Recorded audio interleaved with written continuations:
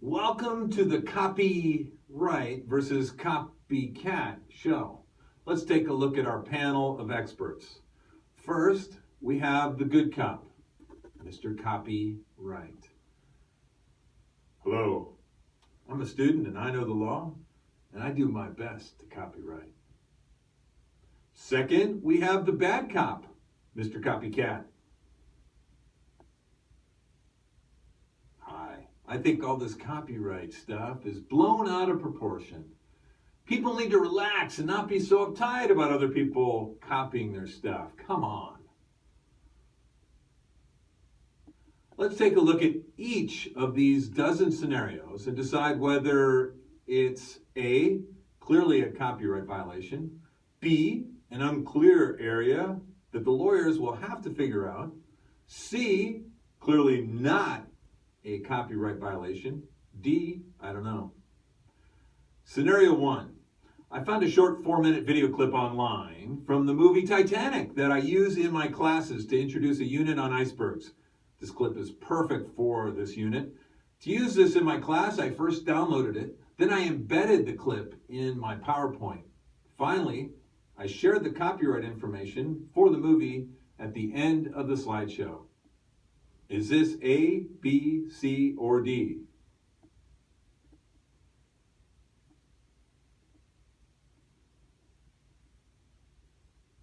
I answer C. This is clearly not a copyright violation. It looks okay to me. Sorry, but this is A, clearly a copyright violation. The student is using fair use guidelines, but is missing a few things. There are 4 big requirements for fair use guidelines. First, the fair use limit states that if you use a video, you can only use 10% or 3 minutes, whichever is less. The Titanic is a 3-hour movie, or more precisely, a 195-minute movie. That means you can use 119 minutes or 3 minutes, whichever is shorter. The longest video clip you can use under fair use guidelines is 3 minutes. This 4-minute clip is a minute too long. Second, the teacher got the movie online. It is unclear whether or not the teacher owns a legitimate copy of the movie. Third, the teacher has to put a warning label at the front of the presentation, warning students not to copy it because it's being used under fair use guidelines. Fourth, it does appear that the teacher gave specific credit of the clip at the end of the presentation. Scenario 2. I teach at a learning daycare center. If students do well enough, they can earn points at the end of the week. As long as they earn enough points as a group, I play a Disney movie for them. They love it. Is this A, B, C, or D? Oh, this is not a violation. What a neat daycare. I wish I went to this daycare. Sorry, but this is a violation. In fact, Esther Sinofsky wrote in Tech Trends back in November 1995, that the Motion Picture Licensing Corporation, which represents approximately 40 motion picture studios, including Disney, sent letters to 50,000 daycare centers demanding public performance license fees for showing videos, including The Lion King. To play a video at a daycare, you need to purchase the public performance rights for the movie, just like a theater does. Scenario 3. I love the Name Game song. I bought a copy of it on iTunes and play it for my class when I introduce a unit on creative writing. Is this A, B, C, or D? Banana Fana Fofana, the Name Game, great song. No way, this is not a violation. The teacher bought a copy of the song. What more do you want? Sorry, but this is a violation. Various guidelines give us rights to use the song if we follow the 4 guidelines. The fair use limit for music is that you can use 10% or 30 seconds, whichever is less. There are a number of versions of the song on iTunes. If you downloaded the 4-minute, 50-second version of this video, that is 290 seconds, so you can use 29 seconds of the song.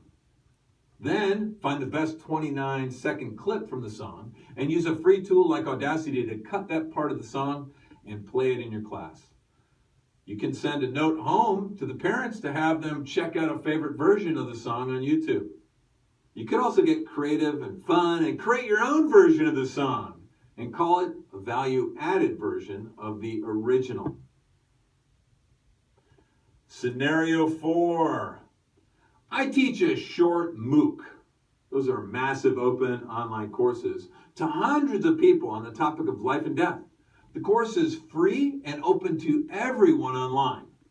In the course, I play short video clips with great information. In one of these lectures, I read a poem called The Dash, which is short, but really profound.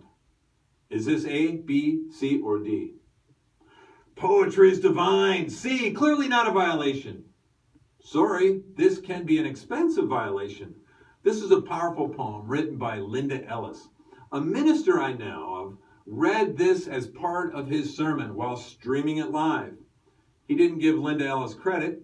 The fact that this was streamed probably added to the $25,000 fine he was given by her lawyers. I believe they reached an agreement for under $10,000 to keep it from going to court. Go to lindaellis.com and check out the poem for yourself. Scenario 5. As a teacher, it is always fun when parents bring in cupcakes for their kids on their birthdays.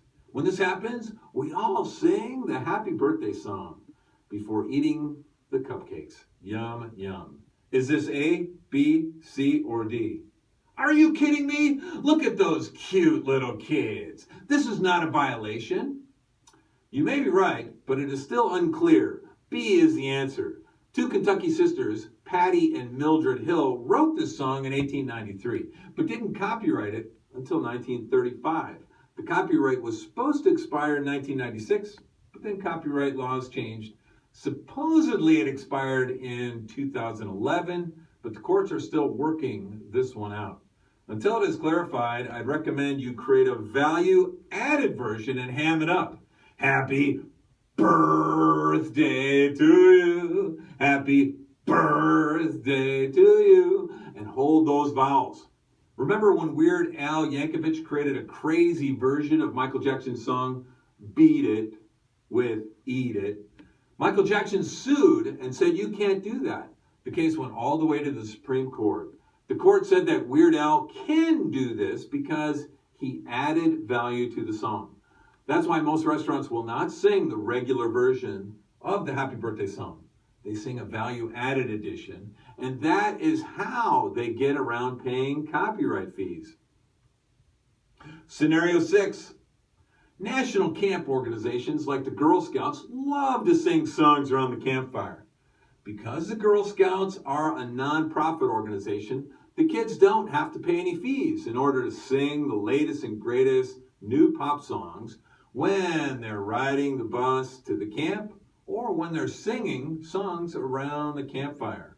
Is this A, B, C, or D? This is ridiculous. Are you kidding? This is not a violation. Sorry, but technically this is a violation. On August 21st, 1996, the Wall Street Journal front page headlines read, "The birds may sing, but campers can't unless they pay up." The American Society of Composers, Authors, and Publishers, ASCAP, warns the Girl Scouts that God Bless America can hit legal sour notes. The article said the girls couldn't sing on the bus or around the campfires unless they paid fees for using any of the 4 million songs written by ASCAP's 68,000 members. The Scouts pay for paper, twine, and glue for their crafts. ASCAP said they can legally pay for the rights to sing our songs. The public went crazy when this revelation hit the papers and felt ASCAP was being unreasonable. So after a disaster in the court of public opinion, ASCAP worked with the National Council of the Girl Scouts and signed an incredibly cheap agreement allowing girls to sing their songs around the campfire and on the buses and at the camps. This fee is paid every year by the Girl Scouts for this right. Scenario 7. When making a blog post, I often use pictures found at Google Images to help visualize what I'm saying. I'm not worried about being sued because I'm not a commercial site and I make no money from my blog. Also, I have a disclaimer on my site and I link back to the photo's source and cite the photographer's name on or below the image I've used. If I get a takedown notice from the owner, I will quickly take down the picture and offer an apology. Is this A, B, C, or D? Google Images is the best source for images. It's fast and easy. I use these images all the time. This is not a violation. Sorry, but this can be a costly mistake. One blogger used a crappy photo of Nebraska for a post. The picture was described as a boring, underwhelming photo of a city on the plains. If you saw the photo, you likely wouldn't be in a hurry to go there. However, the terrible picture, taken with an old camera phone of a boring cityscape, was found on Google Images and used in an article. According to Google Analytics, less than 100 people saw this blog post with the image. However, 3 months after the post, the blogger was charged $8,000 for copyright infringement. The blogger was under the mistaken impression that before they could be sued, they would have to ignore a request to take down the copyrighted image. That was not true. Luckily, they found a lawyer that negotiated a settlement for only $3,000. This can still be very costly. Be careful not to post copyrighted images on your blog. Scenario 8. My mom is so creative and talented. She's an artist extraordinaire. My friend's birthday is on Halloween. My mom made her a Moana costume and decorated her birthday cake with a cool image of Moana surfing. My mom spent hours working on making these both look exactly like the girl in the Disney animation. My friend and her mother were both amazed. But my mother said these were a gift for the birthday girl and refused to take any money for them, except for the $20 to cover the cost of materials. A, B, C, or D. Great movie, but this can't be a violation. She did it as a gift. Sorry, but this is a violation. If you go to Walmart and buy a birthday cake with a famous cartoon on it and buy a costume for your favorite character, part of that money ends up going to the copyright agency. Because the mother accepted money for supplies, she is in the wrong. Scenario 9. I used a really short but funny Charlie Brown cartoon strip in my PowerPoint presentation at school. Since everyone knows Charles Schulz is the author and his copyright stamp and name were clearly visible in the corner of the last frame of the cartoon, and since I was just using one cartoon clip, this is allowed under the fair use guidelines. A, B, C, or D? Not a violation. Sorry, copyrighting cartoon strips is a violation. A teaching friend wanted to use a short 15-second clip from The Simpsons in his classroom. The lawyer in charge of these rights just said, pay $50,000. The teacher couldn't pay for this, so it was never used.